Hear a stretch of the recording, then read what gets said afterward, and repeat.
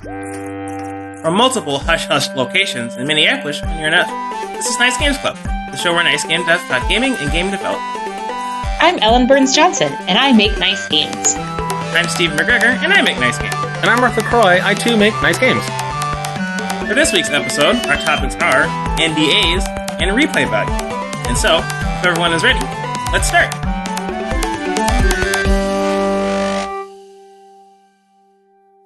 Sarah! Hello! Hi, Steven. How's everyone doing? One of these days we're going to learn how to start one of these things. Yeah, you'd think we would have picked it up by now, doing this 3.5 years or however long we're doing it, but... Could we get Martha to record like a stand-in... intro? You know what? We already have an intro that's formatted. Martha can't save us every time. No. No. I'd like to welcome Sarah Huskin back on the podcast. She's a special guest for the episode. Yeah, we just recorded a Nice Games workshop, we want to call it, maybe. It's a special Nice Games jam we did. That's a right way to describe it. We did through Sarah's solo play tabletop RPG. It was a blast. We had a super good time. It's a double length episode, and that should be coming to you next week. We're going to flop the order of these. So why don't we introduce Sarah, because this will be the first time people have heard you on the show. Tell us a little bit about what your deal is anyway. Oh, my deal. What is your deal? Yeah, well, yes, I am Sarah Huskin. And I'm a story artist and a director of cartoons here in the Twin Cities. And I do that. How long have you been doing it? I've been doing that for... And time is kind of meaningless now ever since the quarantine happened. But I think I've been doing that for 4 years, since 2016. And I will continue to be doing that. I am working on some stuff right now that is very hush-hush. Are you under NDA? One could say that I am under an NDA. What a coincidence. And, it's kind of perfect that I'm here. So Sarah and I worked on the same animation project, but at different ends of it. So we never met on that. And I only mention it because, Sarah, you won an Emmy for it. I did win an Emmy, yes. Woo! Yeah. Which you don't like to lead with, but is kind of a big deal. Yeah, I mean... The Emmy thing is really cool in that, it's definitely one of those showstopper, like, oh yeah, I won an Emmy, one of those wonderful backdoor brag things. But it's also one of those items where, bringing it back to my apartment, I don't really have a place for it. Oh. It's currently just sort of hanging out with my cookbooks, and there's a dead plant next to it. And, I've heard that same story from famous people, and I'm like, come on, famous person, you've got 3 hearts. But with you, it actually sounds like a charming story. Yeah, well, it's gotten to the point where, I really should maybe get a shelf to put it on. But, I think this is the best possible way to have this kind of item in Sarah Huskin's space. It's so ridiculously huge. It also, it makes a difference how much that plant meant to you too, I think. Yeah. Maybe they do belong together if it was a very precious plant. Yeah. I just kept on watering the Emmy.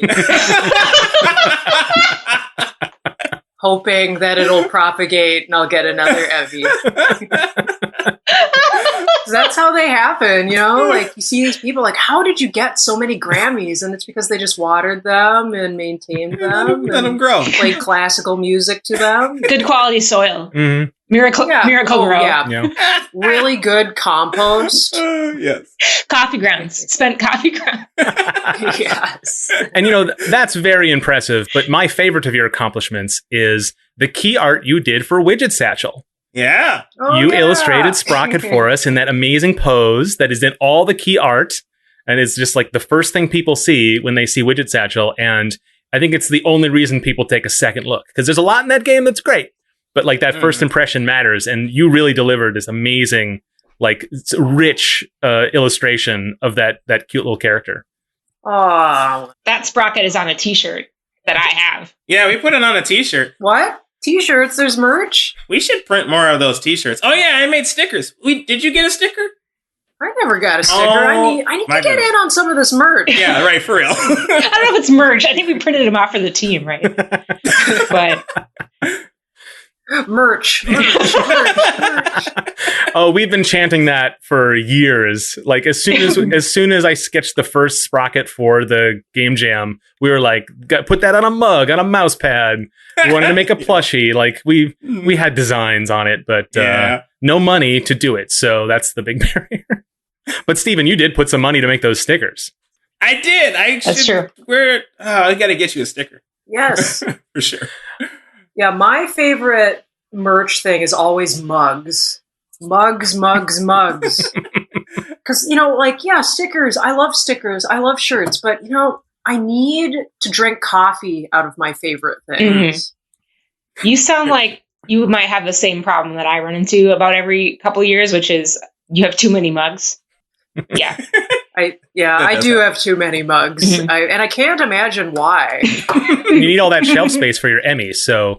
Right. Well, instead of Emmys, they should just give out mugs. Yeah. Something you would actually use, Custom ceramic mugs. So instead of her holding up an atom or whatever, she could just be holding up a vessel, and then you just drink the coffee out of the vessel. That's good. I love this. We could just chill with Sarah all day, but we got a lot to talk about. We have some meta before we get into the topics. First thing, that itch bundle that is it's run by the time you hear this episode, but from where we're sitting, it's cracked $6 million money raised for the social justice bundle. It's really exciting. It is, yeah. I think that when we talked about it in the previous episode, it was like it was up to 2 or 3 or something, and it's like I'm watching the analytics on it. Just like it's like $1 million a day. Is what it's the rate it's going at. And so there's still a couple days left. I have no idea what it's going to end with. The listener will appreciate this number versus the final number, which you'll no doubt know. But it's amazing. And that leads us into a little bit of just a quick check-in on, talking about what's been going on the past couple weeks. We talked about the murder of George Floyd and all the protests for Black Lives Matter that have been happening. And it's the episode that just came out was where we talked a lot about it, and I expressed some concern that I was worried that would be about the time when that episode came out that maybe people would start to stop talking about it. But since that recording, a lot has happened, and we don't need to get into all of it, but it is heartening. It's still concerning, but I wanted to just open up the top of the show for any additional thoughts before we sort of get back to the regular stuff we do, which is a weird feeling, right? Yeah, it is weird. It's weird, working and thinking about all. There's just so many things happening at one moment. I guess that was a weird outburst. I'm sorry, but there's so many things happening that it's hard to keep track of anything. But there are still protests happening. People are still outside marching on the streets. So even though I don't think I haven't seen as much coverage on it as I did a couple of weeks ago. It's still happening, and it's still happening regularly. But I don't have much to say other than it's still something to pay attention to. Mm-hmm. Yeah. Mm-hmm. Yeah, it's hard to say something. You want to keep talking about it, but you don't have anything new to say all the time. Mm-hmm. You just keep saying arrest those cops, which which they haven't done all of, arrested all of them yet. Right. They have not. No. There have been additional police killings as recently as yesterday from where we're sitting, and so there's always more things to talk about, but the main themes don't shift that much because they're timeless in a way. Yeah. Exactly. It's rough, and everyone's kind of deciding when do we stop talking about it, and is that an abdication of our responsibility? I feel that. Yeah, I guess I feel that too. Just I want to keep putting in effort towards the cause, but there's also a lot, like I said, there's a lot going on, but I think it's important. And so I have to keep telling myself that it's important. I have to keep telling myself that I keep strong. Yeah. And it can be kind of overwhelming, I'm sure. The nice thing that's helped me, because, this isn't our first bout of lots of stuff happening Yeah. in the news cycle and Sure. the world, and it can be kind of frustrating where it's, well, there are all of these systems at play and all of these injustices happening. What can I as an individual do? And it is very helpful for me to look at what just my neighbors are doing. And I've never seen this level of neighborhood mobilization really in my adult life. And how much outreach they've been putting in toward their, neighbors of color and marginalized folks. And it's wonderful. Yeah. And I'm hopeful, cautiously hopeful. Yeah, But hopeful nonetheless. that's good. Yeah, something other than and on top of the anger, right? Mhm. Which maybe that's the newest thing Mhm. that makes this different. Yeah. I mean, to maybe Yeah. put a positive spin on it. I do think maybe this is a little bit of the blue car effect where, I'm looking for it, therefore I see it more. But I think more than I have seen with past incidents of this, it's the conversations aren't about the one incident. The conversations, I'm just going to be blunt, like the white people that I work with and speak to, like my family, are it's clear they're taking steps to educate themselves on the systemic issues, not just reacting and giving opinions on a specific news event, if that makes sense. Yeah. And that is encouraging. Keep Absolutely. it going. Yeah. Yes, keep it Yeah. going. Yeah. Don't stop. Like, don't, get up, stand up, or, do what you can. Just keep at it. Mhm. Don't give up. Yeah. That's my TED talk of encouragement. Yeah. Go get them. In other news, I suppose the PS5 console the way it looks now is revealed. Yeah, This Sony is pulled a a long big time prank on coming. everybody. They were like, "Hey, look at this! Can you believe this is the PS5?" I laughed so hard. Like they you? really got me. Yeah, we should post the link. Have y'all have seen the PS5, right? I've seen memes made of it. I'm Googling it right now. Okay. It to me, as soon as I saw it, I was like, "Oh, that's a router." Yeah, It's like, Yes. oh, but it's a console. You play games on it. to me, it looks, I don't know. it looks like kind of like a Dracula with the big pop collar. Like, Yeah. It kind of does, yeah. Suck your blood. it looks a little less ridiculous on its side, but they're not showing a lot of those things. It is vaguely rectangular. It's just like swoopy and organic in a way that I feel like doesn't do the job they want it to do, which is to kind of look like elegant and otherworldly. It just does look like a plastic mold for any cheap device because it doesn't. Those kind of lines on a product are not futuristic anymore. Yeah. You know. Well, yeah, that's the thing. It's like I described the PS5 controller before as like what people in 2000s thought the future would look like. You did. That's very precious. And the PS5 to me feels like somebody in 2020 designing something for that person.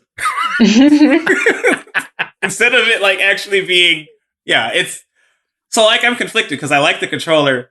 Sarah, are you looking at the the console? Yeah, it looks like a contemporary building. Like, Yeah. it looks like you just slap a door on the side of it. And you've got like an art museum. Yeah. I just loved your faces when you were looking at it. It's just like, I understand why they're going with white, but like, I'm just like thinking, man, like, that thing is going to be straight up not white in 5 years. Yeah. Like, there's probably a bunch of material scientists being like, "Oh, we got to figure out how a way to make this not look like a 3-year-old Super Nintendo." But like, but also that two-tone is like that bright white. I mean, I would have been okay if they made it honestly beige. I would have preferred like that bright white has a kind of a weird cheapness to it. It's all aesthetic opinion. I mean, some people love it and think it looks really classy. But I, just like we said about the controller, like, I don't know. It was just gray. Give it to me in gray. I don't know. It feels the white and the black and the blue feels generic. It feels like something that came out of Westworld to me. Like, it's just, I don't know. looks like Wally's girlfriend, or what was the white Ava robot from Yeah, like they turned her into a console. Yeah, that actually made me like it a little bit more because I love that movie. Yeah, it's a good movie. Sorry, Wally's girlfriend is not.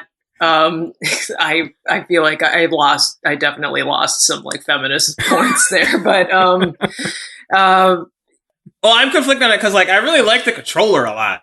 Yeah, but the console is not. I don't like it. Put it in a cabinet and close the door, I guess. That's an option. How big is it? It's actually, I don't know. The people have been guessing based on the size of the disk drive. They've been comparing it to they have not released specs. But if you remember the PS3 and how that was the biggest thing you've ever seen in your life, it's not quite, if you lay it on its side, it's not quite as tall. So it's not quite as thick as that, but it is longer, wider. It is a little bit bigger. So I don't know if it will fit in an entertainment center in the same way. But you know, it's both the new Xbox and new PlayStation are really, really focusing on cooling. And because they have there's just more chips in them, there's more RAM, and more heat generating solid state storage. And thermal issues have been a problem with existing consoles. Sure.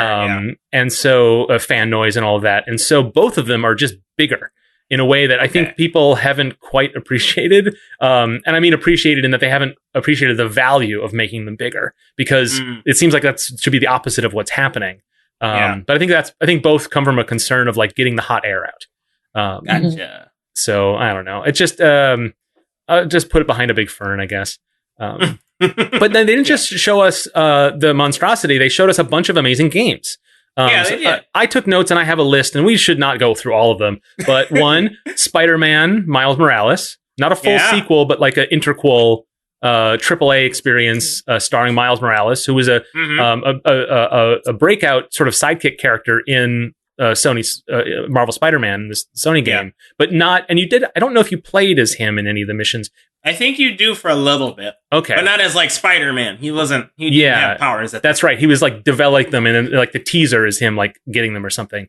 But so I was really expecting that to be a little more in the sequel, but we're actually getting full on Miles Morales as Spider-Man, which is very cool. Yeah. That's exciting. Ratchet and Clank, a new Ratchet and Clank. So I'm sold. And when I saw that trailer, I'm like, oh man, Sprocket is just Ratchet. Like I had no idea. Like I completely is a cute animal carrying a wrench. With a wrench. With robot friends. Mischief. I swear it wasn't on purpose. but I love that series, and I'm really looking forward to that. And it's like Insomniac, just with those two titles, is like we represent Sony now, because those are in my mind, those are the biggest things. There's a bunch of stuff on there as well. There's another robot game that stars a cat with a backpack. Oh yeah. Also a little widget satchel-y. I kept just thinking like, wow, everyone has the same ideas, including me. So but it's good. There's going to be like a Little Big Planet spin-off, Hitman 3, a bunch of indies. The folks behind Octodad are doing a game called Bug Snacks, which is as ridiculous as it sounds. And a catchy song. Deathloop, which we talked about when it was revealed at E3 a year or so ago. That's coming out this holiday. That's by the Dishonored folks, and that looks stylish AF. And I'm not super big into shooters, but the mechanics look really enticing. So I think I'm going to give that one a go. A sequel to Horizon is coming. That's right. That's amazing. I'm not getting too much into all of these, but just tons of really cool stuff. A lot of stuff. Yeah, and everyone was like, you know, Sony's hiding from the gaming press. They have no games. And the truth is they kept all these things secret for this big reveal, which is my Martha grade transition to our first topic. Unless anybody has any PS5 thoughts before we get into it. No, it's all yours. All right. I'm going to talk about NDAs, non-disclosure agreements. So for those of you who are working in games professionally or working in many other fields professionally, you will be familiar with these, having signed them and having read them over and been like, why do I need to keep this a secret? And for everyone else, you've probably heard of these. So basically, it's just a contract that says you're not going to talk about something. It's weird because it's a private legal agreement that governs speech. And so there has not been a lot of this sort of thing tested in court. And so what is really? what is a fair NDA versus what is not legal to put in an NDA is kind of something nobody knows. There, for the most part, I mean, I believe that people who write these NDAs, they do try to, make it as protective as possible, but they're also not looking to do anything illegal, but they don't know where the boundaries are, right? And so what ends up happening is that because it's not super clear what can and can't be put in this, NDAs, in my mind, they do way more harm than good because they're all built on trust, right? If I tell you a secret and say, don't tell anybody, there's a trust contract between us. An NDA is just literally that, but it has the illusion of legal, force of law, despite the fact that it's mostly the same thing. And so what ends up happening is it silences people. It makes them keep secrets that's not in the NDA because they don't know. Because not only are the borders of what's allowed to put in there is what's put in there is vague enough that you have no idea if what you know is allowable to say. So I've talked about this on the show before, but my ideology on this is that they are a stain on the creative arts industries.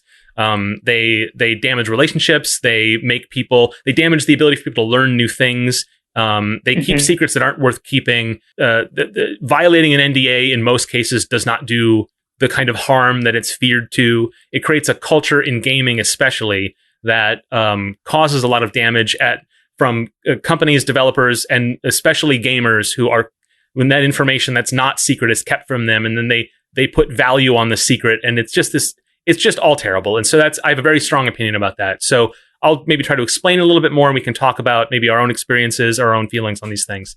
But the first thing is consequences in gaming for developers. One of the things that happened on Twitter after the PS5 reveal is a bunch of indie developers were like, I finally get to talk about the thing I've been working on for 2 years.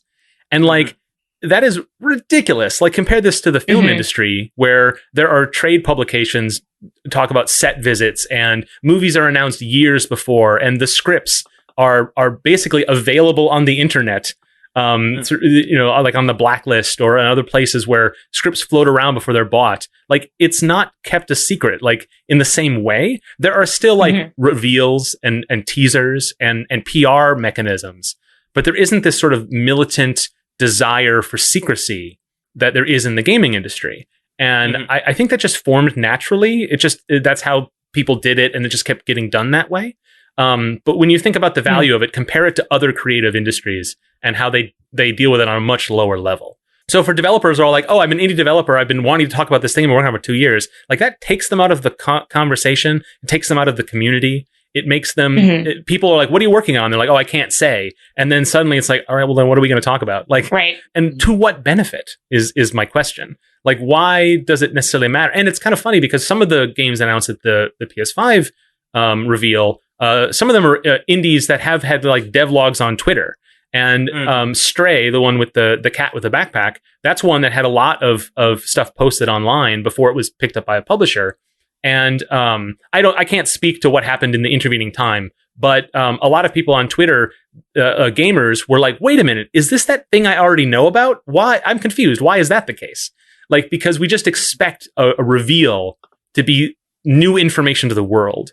And so it changes the culture. And so that's how it changes things for gamers, is they just expect these reveal. And if they know anything about it, then they kind of it's sort of spent. Their interest on it is spent, which is sort of an idea of a PR kind of notion that is just taken to extremes. And it means that gamers don't know who makes games. They don't know how games are made. They think they just come, they burst forth from the doors of Square Enix or Microsoft Game Studios or wherever. And they know people work on it. And they may even have heard the people's names, but they don't humanize them in the same way because those people are just not allowed to talk about it. They're not allowed to be public figures the way that actors and film directors are. Right. And so I've just gone on a soapbox for quite a while. So I want to hear what you guys think about just that main idea, what NDAs have done to the industry and why it got that way. Sure. I guess from my own perspective, NDAs scare me because I am I guess indie developer is the correct term. I am an indie developer. So I don't have an understanding on how our NDAs work with whoever we're working with because I'm not the person making those deals. I'm just a lackey. in that way. And so I guess I also don't fully I get that like people like having reveals and revealing them at certain times, and I think companies like having that agency. And I imagine that's why they want these NDAs. But I don't understand. I guess I don't understand why they're like it's built this way, in that way. I don't know. I don't have a full understanding of how these NDAs work, and so I don't. That's why I haven't asked questions, and I can't like rebel against the NDA because then I will get fired. So, oh yeah, yeah. Even if I don't like break an NDA, if my boss is like, "Don't do that," then like it's reprimand. Right. So, I mean, if your boss asks you to keep a secret for the company, I don't see that as the same thing. Like I'm fine with that. Like if there's a level of trust, or it's like I don't think it should be a secret, but they do, so I will extend that courtesy to them. But that requires them to trust me. But the fact that it's all been formalized in this way, even though it isn't actually formal, exactly is frustrating. And there are times when you would want to use an NDA for trade secrets, for example. Like those are legitimate secrets you'd want to keep, and you'd want to have a contractual, because there would be like harm caused by the revelation. Like that's a real thing. I don't want to discount that entirely, but that's generally not what we're talking about when we talk about this sort of thing.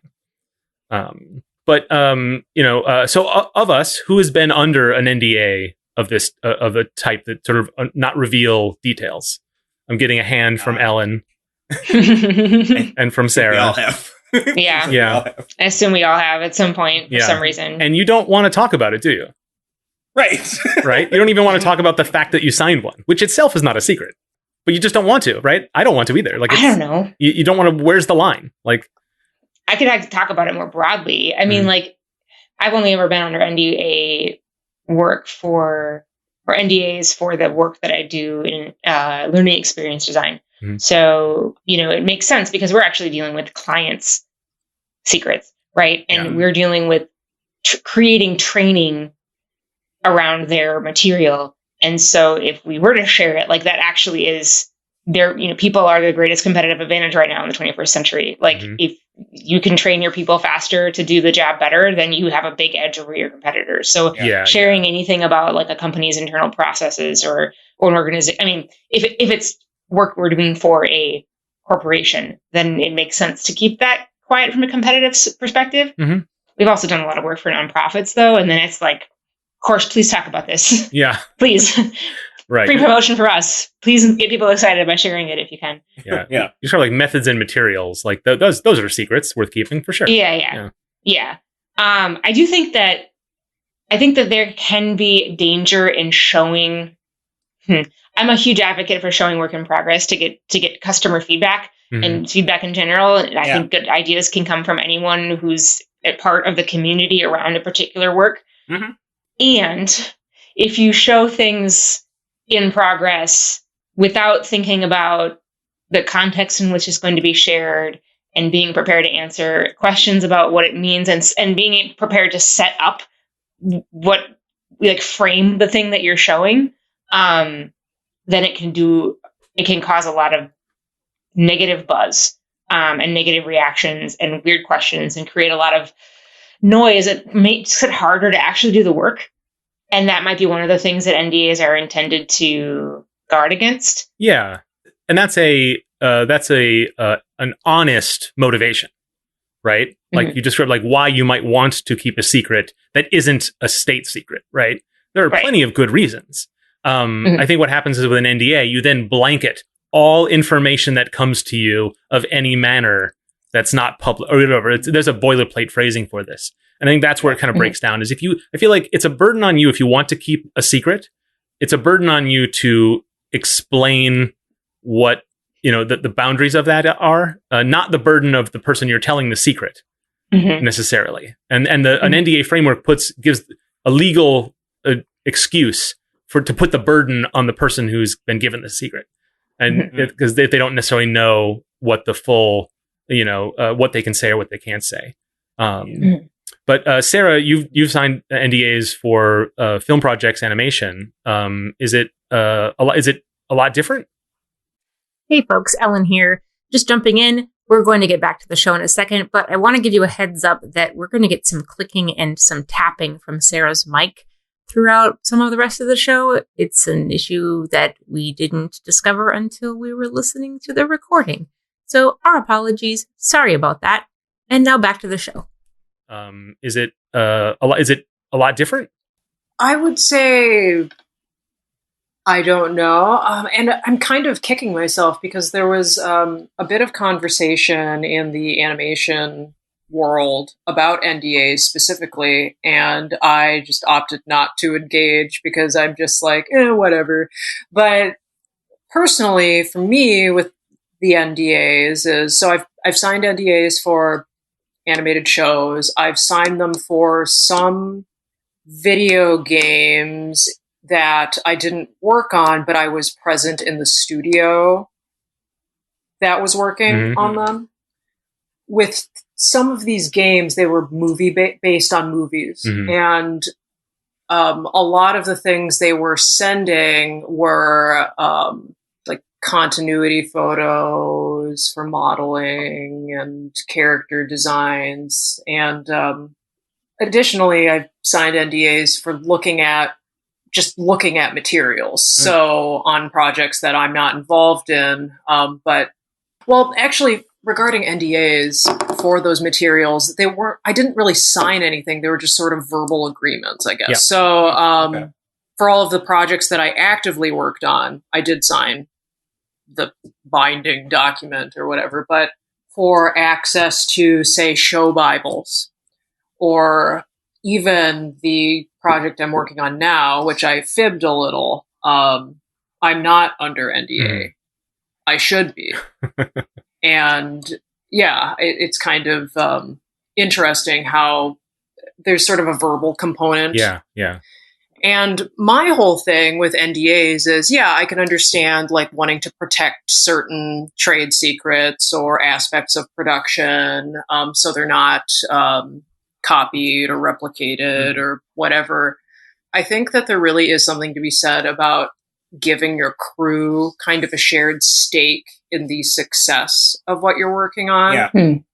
So what I'm working on now, like, I'm not really under NDA, but I am very careful about talking about it because I want the project to do well, and I have a stake in the project's success. And, and this is just sort of a larger conversation about how you treat your crew and, what the little people, quote unquote, are getting out of a project. I feel like, when you allow the crew to share in the success of a project, or you really trust them, or you really like tell them like, hey, this is really important for X, Y, and Z, I think there is more willingness to be careful about those details. But at the same time, like, I think it is really great when artists can share process. And also workplace treatment, or what is or isn't working in production. I mean, I'm very neutral on NDAs because, quite frankly, like, I won't say that I've violated NDAs, but for something that isn't as severe as, say, a contract and breach of contract, like my current contract, like there's a whole section of it where it's like, okay, you do not do this, this, and this because there will be consequences. That's dire. That's, that's a little more serious. And those contracts can be kind of vague too. So you kind of clue in on, okay, well, I need to protect this information. But I think there is something to be gained from sharing information. You've really hit the whole universe of it, right? Like there's the NDA in spirit, which is to say, like, I'm not under NDA, but like we all agree to keep this hush hush. And that's that trust framework, right? And I think it's like I'm really on my soapbox about it, but it's really about those technical elements, about the culture around it. But I 100% agree with you. Like, if there are reasons you don't want to reveal what you're working on because you have a stake in the reveal, Yeah, like when something like branding too, like if like my current thing is I kind of understand that there hasn't really been a press release about this thing, and I understand that when something is revealed or presented, the corporate entity wants to present it in a certain way. Mhm. And I don't want that responsibility of dictating how something is rolled out. Right. You know what I mean? Yeah. So there is some comfort in knowing that there is a well-oiled marketing team or marketing machine behind, the initial thoughts and rollout of a product, which I think is to the benefit of the project. Because you see, especially in animation, there's a whole world of online like prejudgments based on teasers Mhm. and art and interviews, and people think they know what they're getting into when production hasn't even wrapped. Yeah. And that can be really harmful, because then instead of experiencing something new and interesting, they've already sort of made their own decisions about something. Mhm. Or maybe they got the information wrong. Yeah. Who knows? Yeah. It's a complicated issue. Sometimes you want your draft out there for people to see, and sometimes you don't, right? Yeah. And so, Mhm. but yeah, it comes down to that trust framework. And one of the things you mentioned, Sarah, was this like, oh, you didn't break an NDA, but like maybe you told a friend, or maybe someone who helped you on it or whatever, or you didn't sign an NDA, but the person you're working for signed an NDA with the client. What's that all about? And that's an example that I think is really common in video games, where if you go to work for a AAA studio, you'll very freely sign an NDA as part of your employment contract. But if you're a contractor, if you're just coming in, sometimes you won't. Sometimes you'll just be told, and especially when it comes to things like console development kits, or things like Steam sales, or other things that are technically under NDA, but people have the information that didn't sign the NDA. Nintendo's an example I can use, where I signed an NDA for a lot of Nintendo stuff, including like how their SDK works, like the actual specific API calls, information that is not interesting and is not trade secrets. It's not thousands of people know it. Like it's not, but I'm under that NDA. But I am, in my capacity as a licensed Nintendo developer, able to give that information to anyone. And then if they send it out, I am responsible. Right. Which feels not fair. Because not only am I burdened with the secret, but now in order to work with a team, I need to either make sure that I trust them enough so that if they have a grudge against Nintendo, like they value me more than that. Like the social dynamics are so complicated. Or I need to make them sign an NDA from me. And that I think is cruel. But so what always just happens is you just say like, oh, hey, this is under NDA, don't tell anybody. And the other person's like, okay. Like that's just how it works in practice, because people are generally kind of nice to each other. Like, and also we're all afraid of Nintendo. So maybe that's part of the reason why it works. But yeah, it kind of puts the lie to like how real it is, when in practice it doesn't really work that way. The other example is, and I've talked about on the show before, Playdate, that cute little yellow console with the crank that I'm part of the developer preview for. I didn't sign an NDA for that, but they asked everybody, hey, can you go ahead and show what you're working on, but if you could please not show the API because it's not finished, and we want it to be a surprise. And they just asked everybody. And it's a small enough group that they felt they took on the risk of somebody revealing, partly because they understood that the harm that could be caused to them is not that great.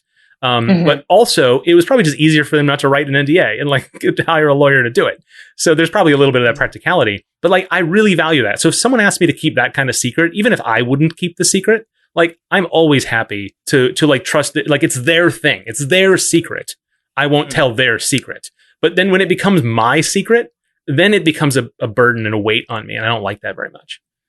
I wonder too if not simply asking and not requiring the developers who are working on Playdate to sign an NDA Mhm. is also an invitation to become, more, like Sarah was saying, more kind of co-stakeholders in the success of the Playdate, and that dynamic was there anyway, right? If you're developing something for that console, like, you do want the console to be successful, so your work will be successful and people will see it.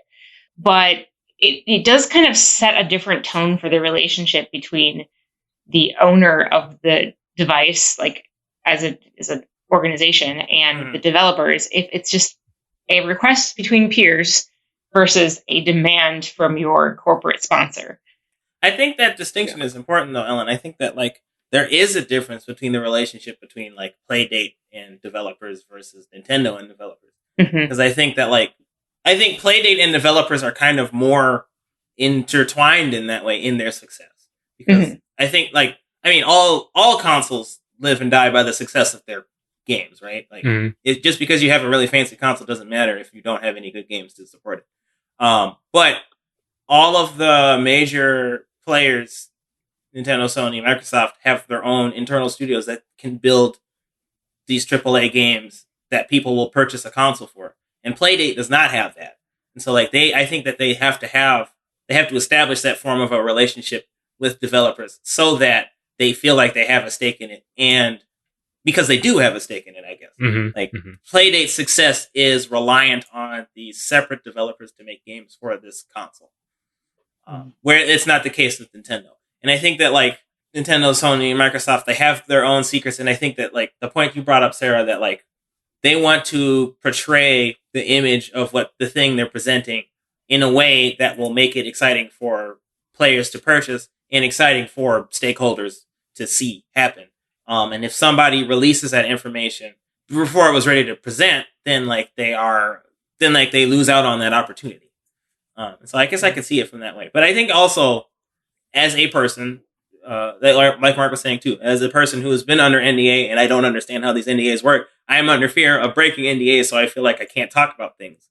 When, even though I wouldn't break them, I wouldn't break the actual legal documentation, I don't have an understanding of the actual limitations. And so I just don't talk about anything at all. Right. You play it safe and there's less information in the world. Well, yeah. So, like, I think it's important to make a distinction between, like, Nintendo and PlayStation and Playdate, because, like, I think that they do have the reason that they were more willing to just ask you right up front, I think, is because, like, they do rely on you to bring them content, whereas Nintendo and Sony and Microsoft don't. Like, if you break the NDA and they kick you off the console, they lose out on your game, but, like, there are plenty of other games that they could have on there. Like, that's a cynical way of putting it out, but like, that's kind of the case. It's a matter of scale, I guess. I'm not sure I totally agree with you, but I really understand where you're coming from with it. Or, like, why you would, even if you didn't want to, why you'd be like, all right, I guess I got to write up this thing and make everybody sign it. Like, I could see the motivation. I mean, a scale of it too is important because, like, all of those consoles have way more, I assume, games than, like, Playdate will have. And so, like, it's more important for them to legally bind all of these developers because any one of them can leak information versus Playdate, where I assume they have much less, and so there's much less risk of it getting out if they just ask. Think of it this way: the SDK for iOS, and Apple is a famously secretive company. The SDK for iOS is available to download by anybody. It's completely available, public. Same for Android. Same for other. It's not. They're not. And yet. In the console space, it's that history of secrecy. I guess it's being behind that wall and knowing how useless these secrets are is a big part of my anger about it. And I don't disagree with you on that either. Frankly, I wish that the industry was much less secretive, if only to, like, give people a better understanding of how the industry works. Because I think part of the reason why game developers complain that players are entitled is because they don't understand how things work. And so, like, if, like, a lot of teams, like, people will say, why don't you just give us online play? Just turn the Switch on. You're using Unity, port it to Switch. It's easy. Like, people don't understand. And I'm mocking people, and I guess that's not right. But, like, so address your letters. People don't understand those things. What's that? Address your letters, Stephen. But like people don't understand these things because there's secrets and they're not as easily spread as they could be and should be. So I think that's a really good final word. Ellen, when you edit this one, edit out me saying that and just end with Steven's nice punchline. I think that was good. Got it.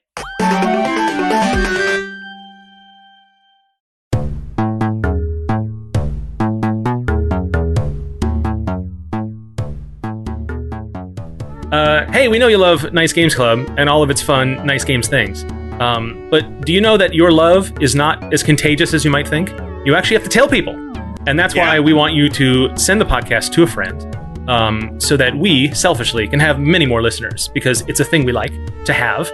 But also so that you can share in your Nice Games discussions about what we talked about, the latest silly thing that Ellen said, the latest insight that Steven brought to the table. That stuff that is shouldn't end here on the show. We want that out in the world, back and forth between your conversations in your communities. And so tell a friend about the show. The show gets better when we have more listeners. We get feedback from you. We hear about topics we want to do. We get corrections and additional thoughts, and the conversation gets bigger. And that is because of you, our current listener, but also the listeners that you bring to the table to form your own little Nice Games Club. As an adjunct Nice Games Club, we can have little branches all over the place. Chapters.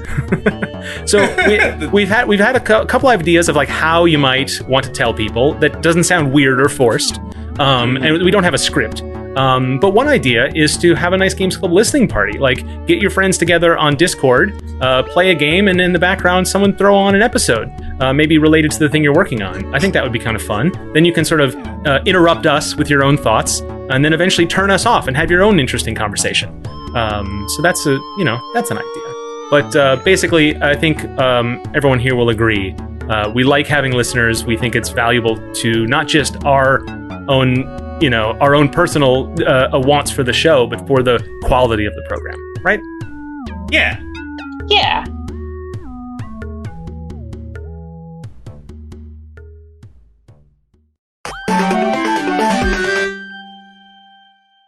All right, Ellen. I feel I've heard you say this before. So, yeah. What? Oh, I did. That was subtle. Oh, that was beautiful. I love it. Took me a second. Yeah. Well, why don't you say it again for people so they can hear? The topic is replay value.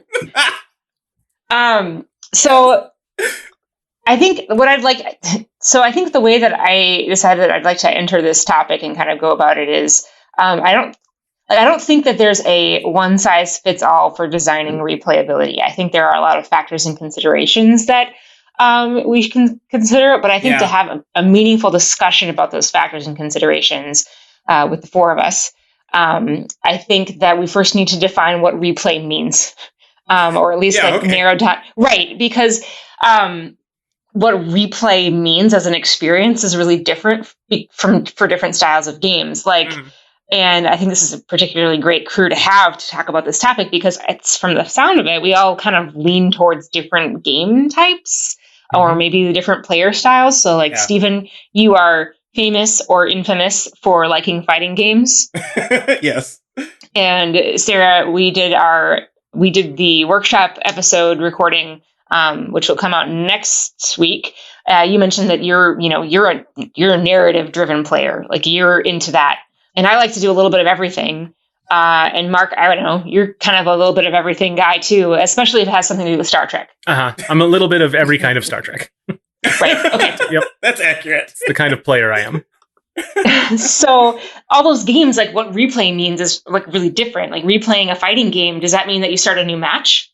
Is that all that means? Like, if you're replaying a racing game, do you get through all the tracks and then you start it again? Or is it just one track, or is it also a match? If you replay chess, like, that is only through a match. Anyway, so whereas if you're replaying Mass Effect, Sarah, you've done that, from what you said, multiple times. Yeah. Don't be ashamed of it. It's fine. How many times, Sarah? Oh, I mean, Mass Effect 2, it's gotta be like 7 times to completion. That's a pretty big game. Yeah. Yeah. Yeah. And the first one, I mean, I'm ashamed, but also so proud. I am only proud of you.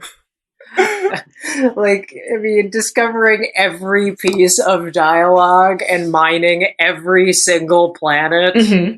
At some point, I'm sitting there, it's like, this is what I've achieved today, but at the same time, it's so worth it because I get to go to my codex and read all of this like awesome stuff about the council and and the Asari and trying to figure out. And it's so great when you can identify like, oh, well, this actor pronounced this thing differently, and it's not because they're from different species, it's because there was no okay, you say Vayenya this way, and that you have like 1,000 characters saying one thing differently, and seeing the holes in dialogue. So it becomes less of a narrative thing and it becomes more of a like production thing. Mm-hmm. Oh yeah, well, here are all the mistakes. Here are all of the holes in the lore. And it's kind of, I don't know, it's kind of weird, but I love it.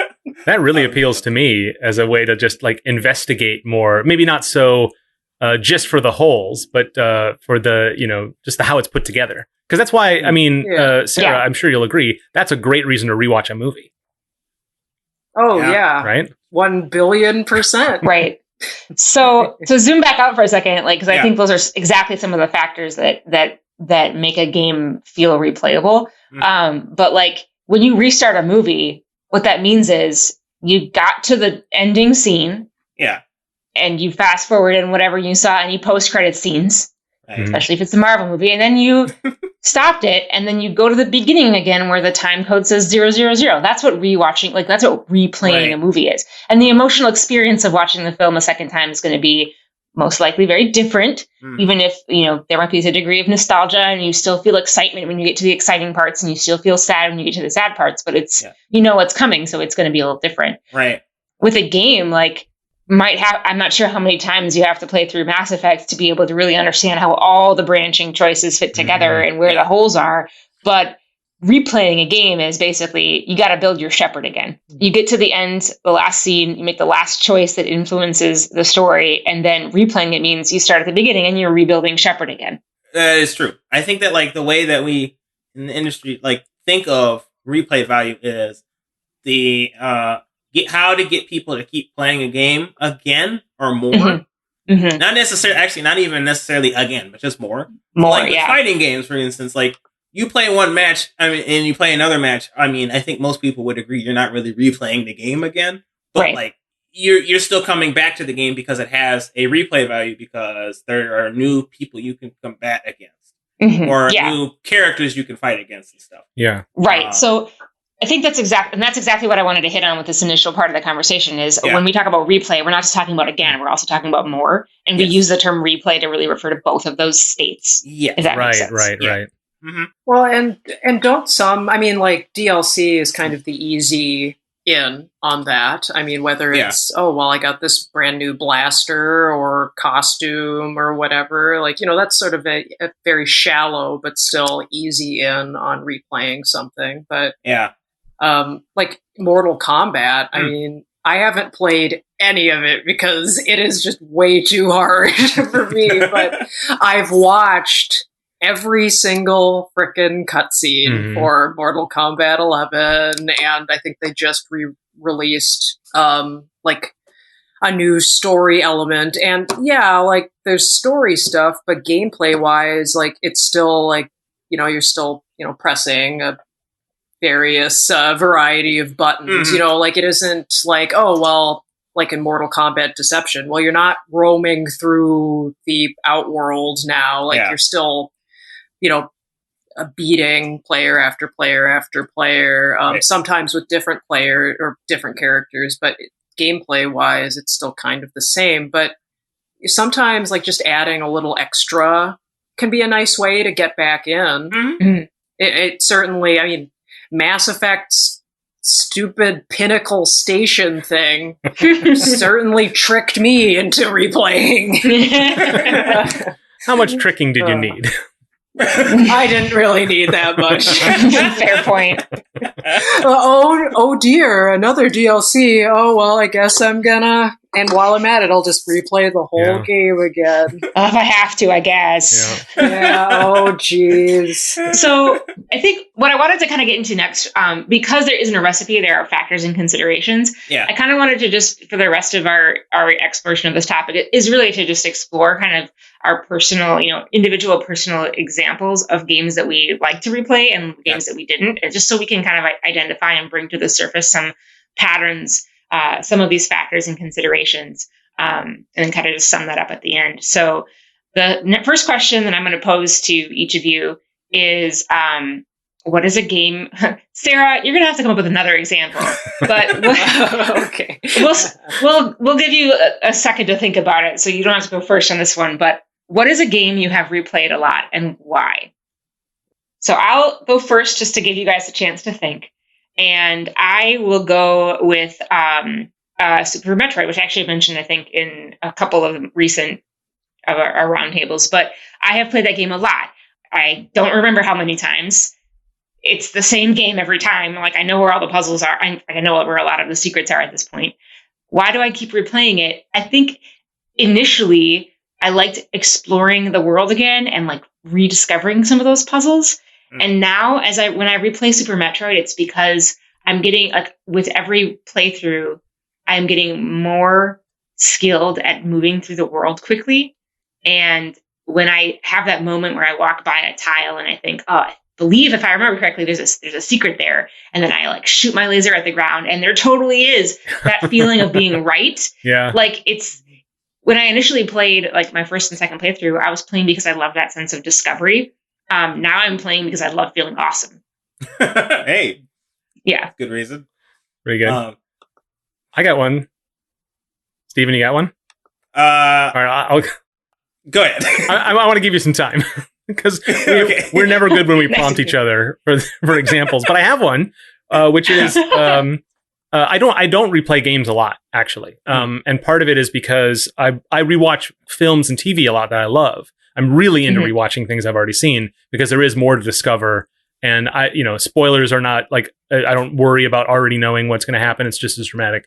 But for video games, this is maybe a condemnation of the fact that most video game stories are not good. Like even the best ones. And like, I feel pretty comfortable saying that. Like, like the stories, the overall story, like is clever, interesting. The plot, the ends are great. But as a narrative experience, I don't find a lot to want to go back to, even in a narrative game I really love. Like Batman Arkham City is one where I did replay it. And every time it got to a point in the plot that I'd forgotten about, I didn't think, oh, I forgot about this. It was, I forgot about this. This seems important. And so it tells me, even though I loved that game, that the narrative didn't hook me in the same way I guess it just, I don't want that feeling of realizing that I didn't love the story because I remember loving the game. So that's maybe just in protecting myself a little bit. But the games I do go back to are games like Super Mario Bros. 3, which I'll just pick up randomly. And part of that is because, Ellen, you put it exactly great, which is, I think there's a laser there. Oh, right, there is. Like, I have that exact same feeling where it's like, the challenge is there because it's not a game where if you know how to beat it, it's beatable. Knowing how to beat it is only half the beating it, right? And so I appreciate games that can give me that same gameplay experience, even though I already know how to beat it. Without any of the fumbling around that was valuable the first time, but I don't need anymore. Right? So I look for games like that. And I mean, part of it too is Super Mario Bros. 3 came out at a time in my life. And so I've had it in my life for a long, long time. That's probably true for a lot of people. They have ones from childhood that they go back to, but that's the one for me. Cool. Mine is actually easy. I was just going to say Skyrim. Oh, yeah. Yeah. Oh, yeah. Regular listeners will know. Well, yeah, exactly. Yeah, I have definitely declined on my playing of Skyrim as of late because, like, I've replayed. I've never actually beaten that game, but like I've replayed it several times, dozens of times, and like it. The reason why I keep going back to it is because I can mod it and make it a completely different game. That's kind of, which is kind of cheating, but like also, that's kind of the point of it. I guess like you can get, there's so much content that you can get from it that like I just keep more content and then trying it again. So is it really replaying or is it just diving back in? Oh, that's a good question. I guess Ellen really set it up that like there are just so many things we put in this category. Yeah. Right. It's playing more, I think. Right? Yeah. It's I'm we playing talked about more of it, yeah. Mm-hmm. Yeah. That's a good way of describing it. Yeah, I'm not technically replaying because like I said, I've never beaten the game. But like I can't believe I played that game. We should record you doing that. No, you don't want to do that. But like yeah, I have played it more because like I can mod it and get more content and so I can play more new things. All right, Sarah, you're on the hook now. Oh boy. I have sort of the opposite thing of Mark, where I kind of play the same games over and over again. I'm outing myself as someone who just does not really play that many games at all. I mostly just watch movies constantly. So only so much time. Games are kind of my like break from movies, and I just ultimately play the same ones over and over again. But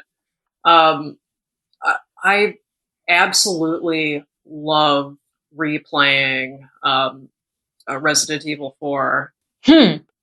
Like, I know that game front, back, left, right, but it still is slightly thrilling. I know it sort of marks the point in Resident Evil where it became more actiony and not as scary, but man, it brings me back to when I played it in high school and I fought the Iron Maiden for the first time, or the guy with the chainsaw, and how like spooky and creepy it was and atmospheric. And I love the GameCube. I love the controller. There's never been a better controller.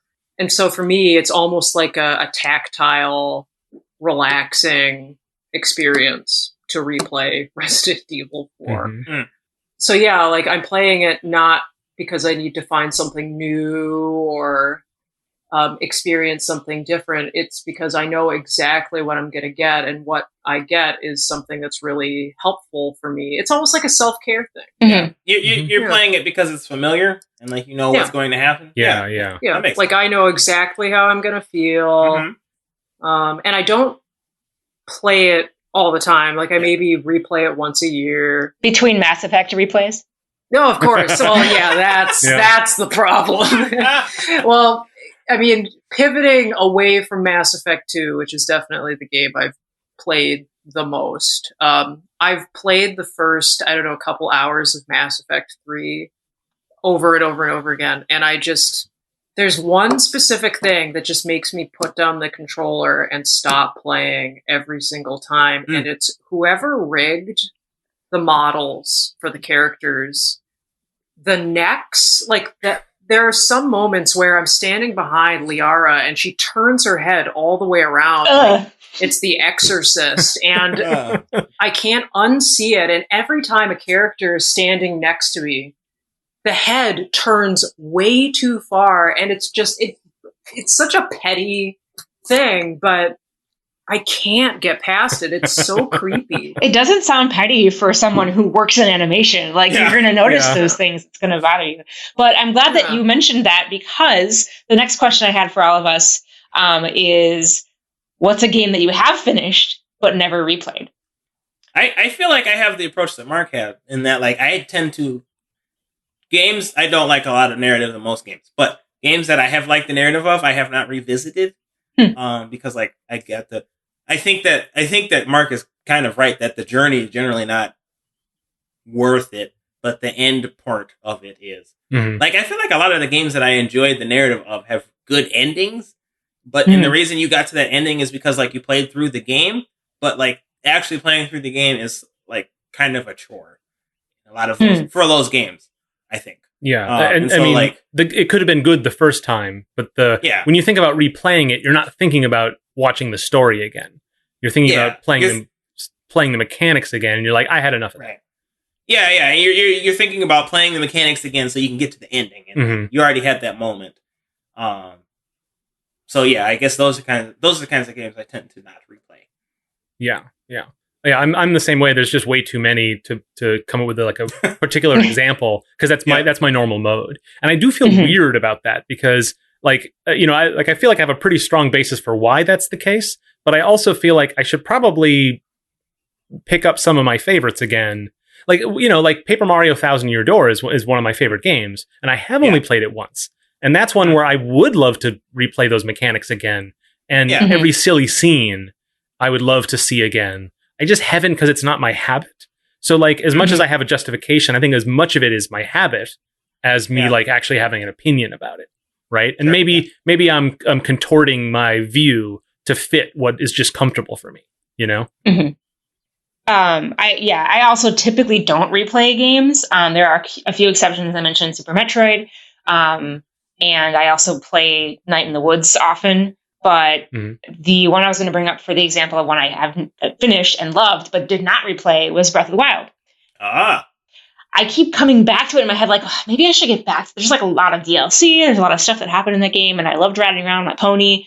But I just can't bring myself to do it. And I think the reason is because I can't decide whether just to pick up where I left off, which is right before I beat the boss and everything, but I had played a lot right prior to that, or start over. And when I think about like starting over and being able to rediscover all the shrines and all the little puzzles and everything like that, it makes me really excited. On the other hand, it's such a big game. It also feels kind of overwhelming. And I think that feeling of having to start something over again that is that big is one of the blockers for me in restarting, replaying that game.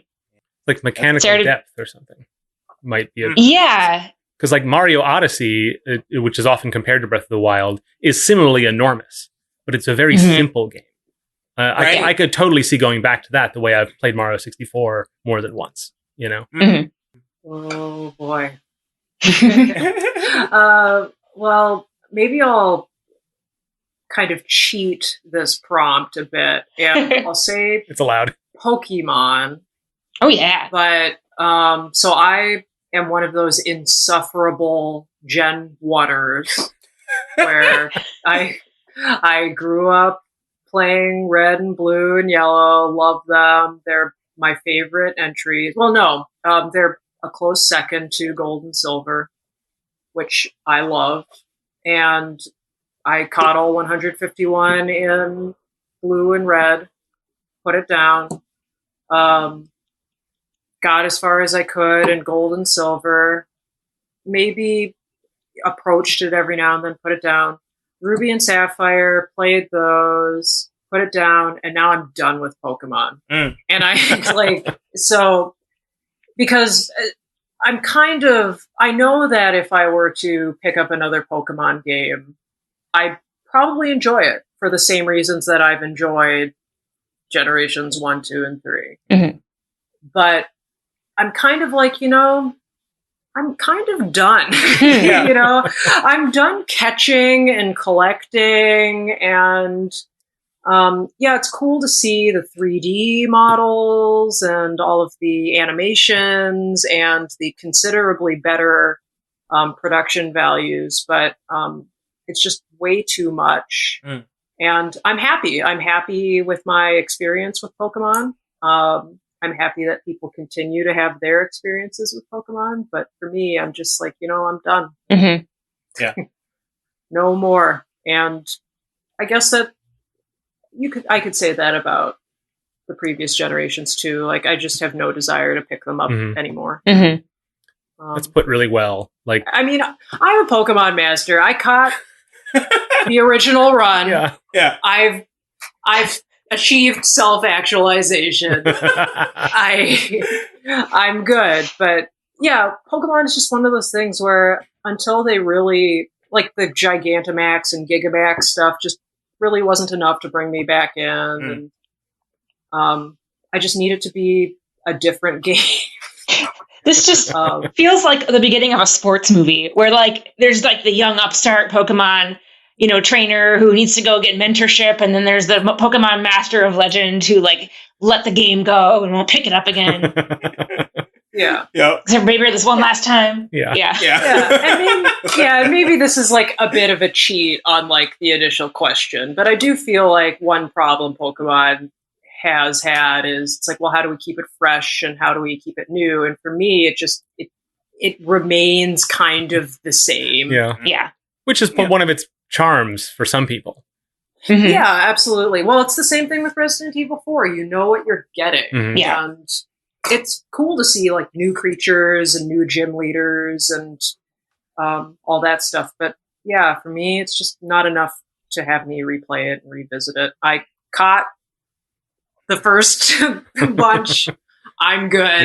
Yeah. My childhood was well spent. I was going to say, it sounds like the trend, honestly, is like part of it is the content that you received from the game. We're just not interested in that anymore. Once you get it once, you don't need it anymore. Or once you've gotten it a few times, you don't need it anymore. And then part of it is also like, if there's too much content, it feels too daunting to go back into it again. Mm-hmm. Yeah. I Because guess you as as a fighting game person, maybe you can speak to that better or maybe articulate it better than I ever could. Because one thing with fighting games is it's a tried and true kind of setup. Yeah. The sort of profile brawler. Mm-hmm. And they've added like with 3D and stuff, like more goodies, so to speak. Yeah. And like Mortal Kombat is certainly changed in some ways and not changed in others. Mm. But I guess maybe fighting games have that challenge as well. Like, how do we keep this kind of classic arcade staple fresh and fun for console? Mm-hmm. Yeah, that's a good point. Like, I think that like the different sequels for a lot of the games generally don't change a ton. Like, if you're not really into the games, you're not going to be able to tell the differences between Street Fighter 4 and Street Fighter 5. But like, part of the reason why people come back to a fighting game like Street Fighter is, well, the new one they have new characters, so like, there's more content. We already talked about that. I think that's important for replayability, but also the ability for the game developers to improve the content that is already there and make like some characters better or characters that frustrated you worse. And so like that will then like, if like you're playing the game in Mortal Kombat, I guess you're playing the game and Sonya Blade is just the most annoying character. You can't possibly stand her, I guess. And then they nerf her. You're like, oh, well, maybe I can come back to this game and I can beat her as Jax or whoever. That like, it feels like that's more of a possibility now for people. But yeah, I think a lot of it is mainly just the new content. But the draw for me when I'm coming back to playing a fighting game is like, I want to get better at this game and improve. And it's hard to like really understand how you're improving, but like, winning feels good. So like that, actually, I think that's probably a lot of the draw. Yeah. I take it all back. I want to win. Well, winning is wonderful. It goes back to what Ellen opened with, which is that replayability as an explicit mechanic. Right? Yeah. And even thinking about Pokemon or Street Fighters or games that release new versions that are very similar, part of it is that they are using that feeling that Sarah gets when she plays Mass Effect for the 7th time. And they're trying to turn that into a feeling you get from a sequel. Right? And so it is all connected in the way like how you feel when you play these things. Yeah. Right? Yeah. And I think to kind of summarize some of what we've been talking about, there isn't a recipe, but I think the fundamental things that you need to drive towards if to make your game replayable, because I think sometimes people make games that they are not thinking about that. Like Inside comes to mind. Yeah. I don't know if I'm going to play that game again. I don't really see what it would give me. You got to leave something on the table. And some of the strong themes that I've heard float to the surface of this conversation are there's that kind of feeling of newness and discovery that can come from exploration. In order to do that, then you need to structure a game that people can beat and win without exploring the entire world. So Breath of the Wild, I guess, does that. I personally explored like the whole world first time I beat it, so there's not much for me to go back to. like Super Mario, like Mario games in general, there's just a ton of stuff like tucked everywhere. You can go back and discover it. And then there's like this mastery component, the fighting games you were describing, Stephen, I think that's one thing. And Sarah, like you were talking about your experience playing Resident Evil 4, like there's that sense of familiarity, but then like you respond quicker to the thing that's jumping out at you. And so you're better at beating it. So I think mastery is another one. And then, I don't know. I wonder, this maybe deserves round 2 at some point in the future when we can look at games with maybe this particular lens in mind. But yeah, I feel like a lot of the games that feel really replayable to me, the factors that make them replayable are related to those two things. Yeah. Mm-hmm. I think that's pretty solid foundation for like if you wanted to make your game replayable, is to have some form of mastery component to it and to have some form of exploration or discovery aspect to it. Mm-hmm. Yeah, and I don't necessarily mean exploration in terms of like the area of the game. Yeah. It could be exploring different builds. It could be exploring different heroes. That. Yeah, that's a good summary of that. Yeah, I think that puts a bow on it. Well, and there's also like the comfort in knowing what you're getting. Like why do we rewatch Frasier or Seinfeld or whatever? Like we know exactly what the jokes are, but sometimes revisiting the thing that made us laugh or cry or scared can be, I don't know, kind of empowering and rewarding. Yeah, reassuring perhaps. Yeah. Maybe sometimes it might take the form of nostalgia, but there is kind of that third, like familiarity might be another one that you can drive, another consideration you can think about to build replayability into your game. Mm-hmm. More planets to mine. That's what these games need. God, I love that minigame so much. Yeah. Shoot those probes. More planets to drive the Mako on. That is what these games Yes, need. I like the Mako too. I love the Mako. I loved the Mako. Hey, we're the only 3. I also loved it. Oh, it's all of us then. Yes. 4 for 4 here. Mako Games Club. It's rare that you're able to drive a vehicle that can drive straight upward. Like it is wonderful. Yes. This is the future. Beautiful stuff. All right, that's our show. Check out our website, nicegames.club, for more show notes and links to resources on today's topics. If you like this episode, give us a review on your favorite podcast app and tell all your friends. Independent podcasts like ours rely on word of mouth to grow. We love hearing from our listeners. For a quick way to give us feedback on the show, head over to nicegames.club/feedback and fill out a short little form. You can also get in contact with your nice host on Twitter at Nice Games Club, where Dale tweets about game dev resources and Morris, a cat of our times. Or you can email us through contact@nicegames.club. Ask us questions, suggest topics, or just say hello. So until we start again, remember to play nice and make nice.